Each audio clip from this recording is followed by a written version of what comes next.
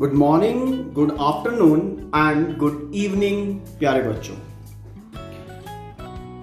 In our previous lecture, we have started with magnetic effect of current. And straightforward, I told you about how a current carrying conductor have magnetic field around it. Now let's study something about magnetic field and how we define magnetic field strength to go ahead in the unit. Magnetic field as we described in previous units, field is basically area of influence of an active body. When we are saying magnetic field, okay, suppose we have this magnet, okay, this is north and this is south. Okay, so area of influence around this magnet, ठीक है, in which this is able to influence magnetic substances. Iron filer डाल दो, जहां तक iron filer इसका influence feel करेंगे, that area around will be the field of magnet. अगर current carrying conductor के कारण डिफाइन करना है, this is your current carrying conductor, ठीक है, इसके अराउंड, ठीक है, that region, that area in which, okay, the magnetic substances they feel a influence due to the field of this particular current carrying conductor. Okay, तो field basically is area of influence around the active body. And when we are saying magnetic field is area of influence around the magnet. Region or space around magnet in which other magnetic substances are able to feel the influence. ठीक है, आप यहां पे अगर लिखना चाहो तो यहां पे ये भी लिख सकते हो, area around magnet लिखा मैंने. Okay, now here also you can write space around magnet के प्लेस पे, okay, around current carrying conductor, क्योंकि current carrying conductor also has magnetic field around ना.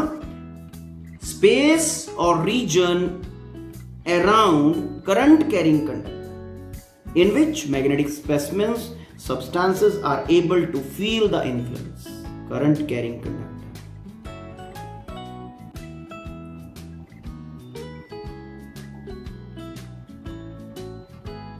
It's okay. तो इस तरह से we can define magnetic field. अब magnetic field है तो कुछ ना कुछ strength भी होगा. Strength of magnetic field is defined as magnetic field induction is the quantity जिसको हम यूज करते हैं strength of the magnetic field define करने के लिए. Strength of magnetic field.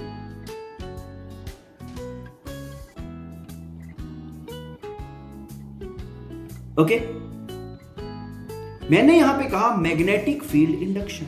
मैंने मैग्नेटिक फील्ड इंटेंसिटी नहीं कहा, जैसे हम इलेक्ट्रिक फील्ड इंटेंसिटी कहते हैं, यहां हम इंडक्शन कह रहे हैं, क्योंकि मैग्नेटिक फील्ड इंडक्शन, ओके, क्योंकि मैग्नेटिक इफेक्ट जो है, magnetic effect basically is a inductive effect.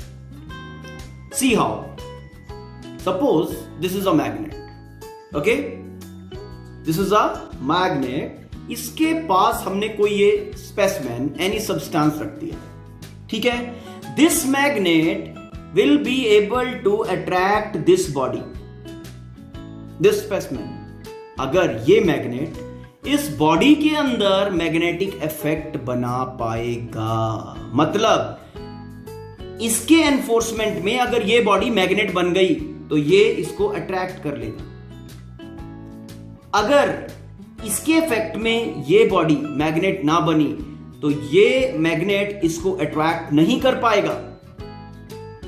Got it? Okay, तो मैग्नेटिक इफेक्ट इस कारण से हम कहते हैं इंड्यूसिव इफेक्ट. ठीक, ओके, कि magnetic property is induced in, और इसके साथ इंटरेक्शन इसका स्टार्ट हो गया. Okay, so you have got why I said this magnetic field induction. Now magnetic field induction basically is written by B, capital B. It's a vector quantity. Okay, how we define magnetic field induction? See that. Suppose यहां इस reason में हमारे पास magnetic field exist कर रहा है of strength B. Magnetic field of strength B is existing in this region. मैंने ये point mark कर दिया उस फील्ड के अंदर. इट्स ओके, ठीक है. नाउ अब what I am doing, magnetic field जो है हमारा इस डायरेक्शन में है. In this direction is the magnetic field. B vector is along this axis. Okay, suppose a positive charge, what? A positive plus Q charge, ठीक है, moving in this field with velocity say V, this way.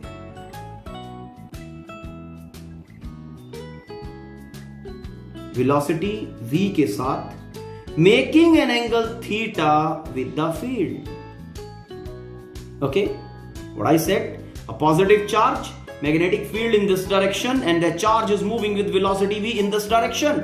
This velocity is making an angle theta with the magnetic field induction direction. It's okay. Now, a force will be acting on charge basically. Okay, a force will be acting on charge, and that force acting is directly proportional to charge. Okay, fine. Force directly proportional to magnitude of charge. Force directly proportional to B. जितना strong magnetic field होगा उतना ज्यादा force लगेगा. Force directly proportional to magnetic field. And देखो, velocity vector के दो component होंगे. One will be in this direction, that will be ये थीटा एंगल वेलोसिटी वेक्टर इस डायरेक्शन के साथ बना रहा है, तो this will be V cos component. Okay, and another will be this component, and this one will be क्या होगा, ये V sin of theta. It's okay. Now force acting on the charge particle is directly proportional to this component. What if this component will be having greater value, then the force acting will be more. और अगर इसका value small होगा, then the force acting will be small. Okay, mean F is directly proportional to V sin of theta. क्या है ये? Perpendicular component. Okay, किसका? Velocity का, which is perpendicular with respect to magnetic field. Okay, component of velocity, component of velocity perpendicular to B vector. Perpendicular component कहते हैं इसको. समझ में आया? अगर हम इन सभी को ऑल टुगेदर इकट्ठा कर लें, then we get F proportional to Q V B sin of theta. Proportionality changed into equality. Constant has value 1. Okay, F is equal to Q V B. Okay, अगर आप यहां पे कांस्टेंट ऑफ प्रोपोर्शनैलिटी K लिख दो, तो this K has value equal to 1 and F is equal to Q V B sin of theta. This is force acting on a charged particle having charge Q moving with velocity V, making an angle theta with the direction of magnetic field. समझ में आया? ठीक। अब charge particle magnetic field के अंदर है, okay, and force acting on charge particle is equal to 0। क्या क्या सिचुएशन हो सकती है? देखो, force acting on charge particle is equal to 0। कब कब ऐसा हो सकता है? हमने कहा चार्ज है, force acting on charge in the magnetic field is equal to 0। ठीक। पहला थिंग, अगर V 0 होगा, mean if V is equal to 0, क्या मतलब? Charge is at rest, charge at rest. चलो, अब कहा कि चार्ज मोशन में है but still no force is acting, तब ये थीटा के ऊपर कंसंट्रेशन डालो। ओके, ये तो नंबर 1 सिचुएशन हुआ। Number 2 situation is, okay, V जो है that is parallel to B। जब आपका V पैरेलल टू B है, ओके, तो ये जो परपेंडिकुलर कंपोनेंट है आपका ये वाला, इसकी वैल्यू कितनी हो जाएगी? 0। No force will be acting on charge particle. Mean charge particle जो है आपका that is moving parallel to the magnetic field. Parallel और एंटी पैरेलल दोनों सिचुएशंस इसमें आ जाएंगी। ठीक है बेटा? तो in these situations, okay, no force will be acting on the charge particle when it is in external magnetic field. It's okay? Clear है यहां तक? When maximum force will be acting on charge particle, maximum F0 is basically F minimum.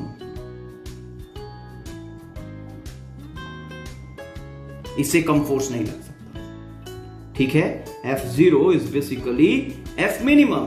F maximum, maximum force कब लगेगा? आप देखो Q, V, B ये तो सारे थीटा के ऊपर डिपेंड करेगा। ठीक है? Force will B maximum and उसका वैल्यू कितना होगा? Q, V, B। लेकिन कब? When V perpendicular to B। जब चार्ज पार्टिकल perpendicular to magnetic field move कर रहा है, उस सिचुएशन में क्या होगा? ये सारे का सारा velocity will be along this particular component. This component will be having 0 value. Okay, उस सिचुएशन में maximum force will be acting on the charge particle. Okay, now अब इस इक्वेशन को अगर फर्दर मॉडिफाई किया जाए, F is equal to QVB sin theta, V and B these are vector quantities and theta is angle between, और result कैसा दे रहा है? वेक्टर। ओके, तो हम इसको क्रॉस प्रोडक्ट की फॉर्म में लिख सकते हैं बेटा। F is equal to Q V cross B। It's okay? अगर आपको कहूं कि this is V, this is B, both are in the plane of paper, in which direction the force will be acting on charge particle? बोलो बोलो जल्दी से। Which rule you will be applying? Pause करो, सोचो। Right hand thumb rule, because right hand thumb rule, मुझे cross product का direction चाहिए ना। क्रॉस प्रोडक्ट का direction is given by right hand thumb rule.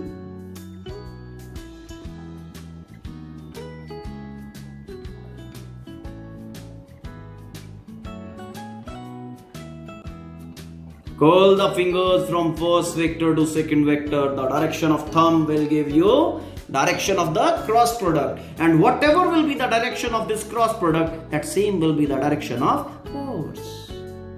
अब आप कह रहे थे कि मैग्नेटिक फील्ड इंडक्शन डिफाइन करना है ना? कहां पहुंच गए? फोर्स के ऊपर।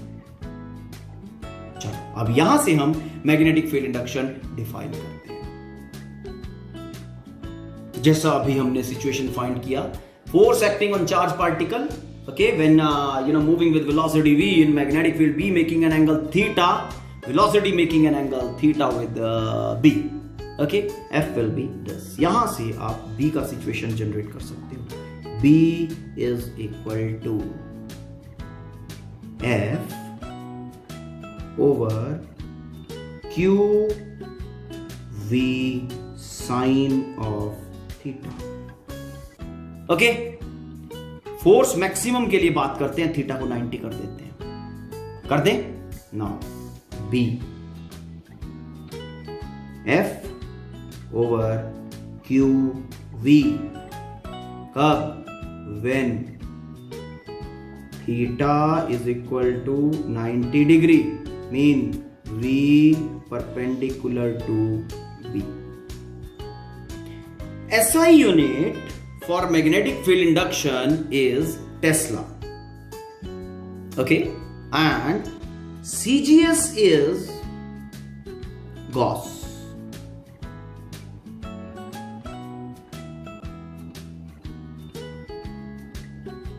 It's okay? ठीक, चलो let's define one Tesla. So हमें SI यूनिट के टर्म में बात करना है. Using this relation we will be talking. B is equal to, अभी फाइंड किया था, F over QV. कब? When V is perpendicular to B. Okay? Now this will be 1 Tesla. This magnetic field induction will be 1 Tesla. कब? बोलो. When a force of 1 Newton act on charge of 1 coulomb passing with velocity 1 meter per second in a direction perpendicular to B. हो गया?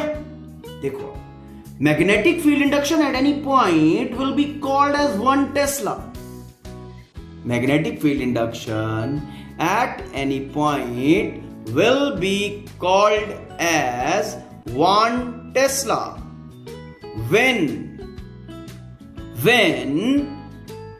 a charge of 1 coulomb passing through that particular point, जिस point के ऊपर आप magnetic field induction को 1 Tesla कह रहे हो, passing through that point, when a charge of 1 coulomb passing through that point with a velocity 1 meter per second, 1 meter per second in a direction perpendicular to B.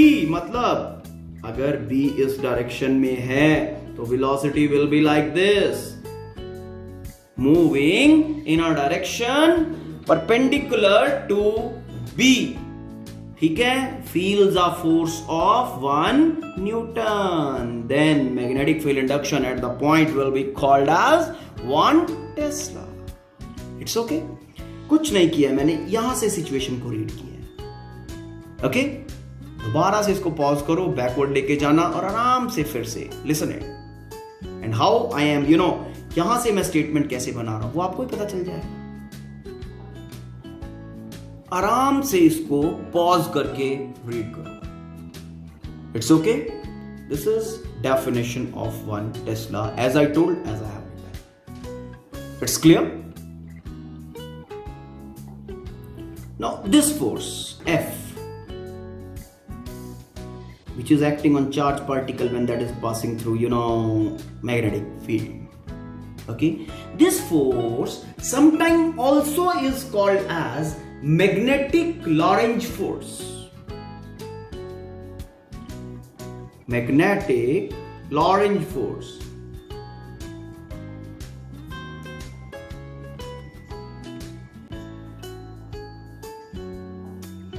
It's okay? Fine? Now, the main question now here which arises, हमने आपको magnetic field बता दिया, magnetic field induction बता दिया. We are talking of magnetic field due to a current carrying conductor. If I ask you why magnetic field is produced around a current carrying conductor, okay, what will be your reply? Now, answer to the question, okay, that lies here in this. An accelerating charge have magnetic field around it. When a charge is at rest, it has electric field around it. Okay? When it start moving, ठीक है, तो electric field तो होता ही है, because that is the character of charge.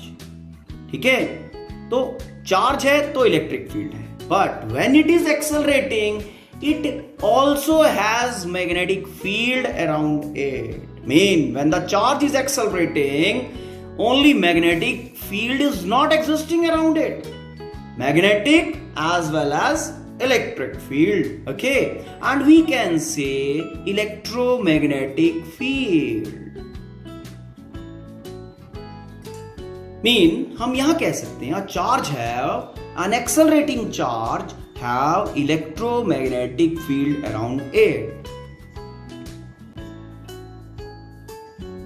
It's okay?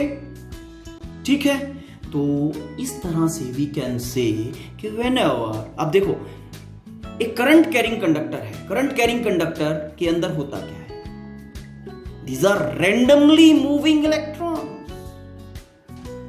Randomly moving electrons mean those electrons which are moving in a conductor when current is flowing through it.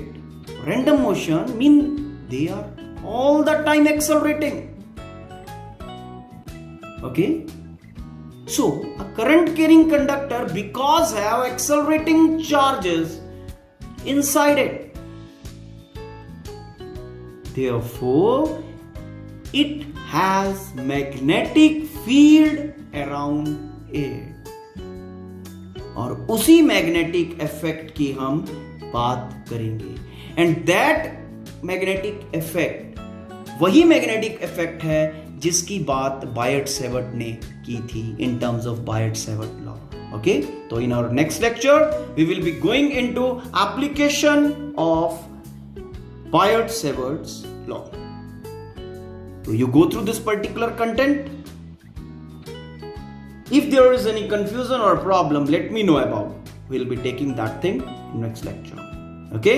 Thank you. Have a nice day.